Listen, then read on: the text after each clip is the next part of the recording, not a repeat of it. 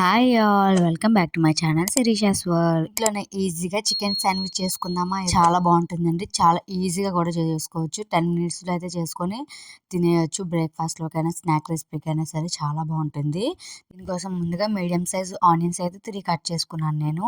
ఇప్పుడు stove on చేసి pan పెట్టుకొని ఒక 2 స్పూన్స్ బటర్ వేసుకొని బటర్ మెల్ట్ అవ్వగానే ఆనియన్స్ వేసేసుకొని బాగా మగ్గించుకోవాలి. కొద్దిగా సాల్ట్ వేసుకుంటే ఫాస్ట్గా మగ్గుతాయి. ఇలా మగ్గిన దాంట్లో 1 కప్ బోన్లెస్ చికెన్ పీసెస్ అయితే తీసుకొని బాగా ఫ్రై చేసుకోవాలి. బాగా వాటర్ రిలీజ్ అవుతుంది కదా చికెన్ నుంచి, రిలీజ్ అయ్యి దగ్గరికి అయిన తర్వాత 1 స్పూన్ కారం, గరం మసాలా, కొద్దిగా ఆరిగానో వేసుకొని కొద్దిగా సాల్ట్ కూడా వేసుకొని మంచిగా అయితే కలిపేసుకొని దగ్గరికి అయ్యేలా చూసుకోవాలండి.